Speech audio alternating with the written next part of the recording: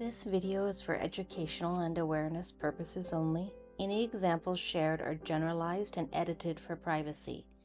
This content reflects personal experience and widely documented trauma and scam behavior patterns. No accusations are made against any individual, company, or platform. One of the most heartbreaking things families witness after a romance scam is the victim going back, even after the truth, even after the loss, even after the warning. Today, we're talking about why that happens and why it is not stupidity or weakness. We've talked about trauma bonding, denial, and the aftermath of a romance scam. But for some survivors, escape doesn't happen only once. Some victims return to the very person who exploited them, sometimes multiple times. Today, I'm breaking down the psychological forces that create that pullback. Part 1. Trauma bonds don't break cleanly. Trauma bonds don't end the moment contact stops. They live inside the nervous system. The brain starts associating that person with safety, comfort, routine, validation, emotional relief, and even survival. Even when the truth is known, the body can still crave the bond. Some examples. A victim checks their phone constantly for messages even after discovering the scam because the daily communication had become part of their emotional routine. Someone feels intense panic, insomnia, or emotional crashes after blocking the scammer because their nervous system became dependent on the constant attention and reassurance. A survivor knows the relationship was fake logically, but still misses the late-night conversations, affection, and emotional comfort tied to the scammer. Part 2. Shame creates a return loop. After a scam collapses, shame can become unbearable. Victims may think, "No one will ever love me. I ruined everything. I'll never recover." The scammer becomes the only place where that shame was once soothed. Returning feels like relief, even if it's dangerous. Some examples.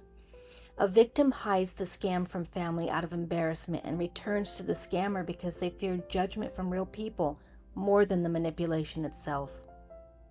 After losing money, a survivor feels overwhelmingly guilt and reconnects when the scammer says, "I never cared about the money, I cared about you."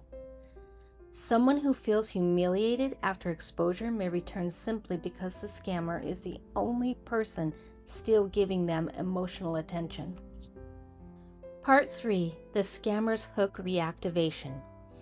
Many scammers actively wait for victims to become emotionally destabilized again. They reappear with apologies, emergency stories, new identities, promises of repair. "I was forced. I loved you the whole time. This time is different." The hook is reset. Examples. Months after disappearing, the scammer suddenly returns claiming they were hospitalized or controlled by another person. A scammer creates a new account pretending to be a friend or a relative just to reopen communication emotionally. The victim receives emotional messages saying, "You were the only real thing in my life," reigniting hope and emotional attachment. Part 4. Hope as an addiction. Hope is one of the most powerful drugs in the human brain. Even when logic says it's impossible, the heart still wants to believe the fantasy can be fixed. Victims may think, if it was real once, maybe it can be real again. Some examples. A victim keeps replaying the good moments and convinces themselves that the scammer has changed. Someone ignores obvious red flags because they desperately want the future promises, marriage, travel, or a life together to still happen. The survivor continues checking social media or waiting for messages because the fantasy relationship still feels emotionally alive. Part 5. Isolation after disclosure. After being scammed, many victims feel abandoned by friends or family. They may feel judged, lectured, or controlled. Isolation increases vulnerability, and the scammer, even as an illusion, still feels emotionally available. Examples. Family members respond with anger or criticism, causing the victim to emotionally withdraw and secretly reconnect with the scammer. A survivor feels too embarrassed to talk to friends anymore and becomes isolated, making the emotional pullback stronger. Someone hears phrases like, "How could you fall for that?" and returns to the scammer because the scammer still offers emotional comfort and validation. Part 6. Identity Reconstruction Failure. After a scam, identity collapses. Victims must rebuild who they are without the relationship. If that rebuilding feels too big, too lonely, or too shame-filled, the brain may default to the old identity tied to the scammer. Some examples.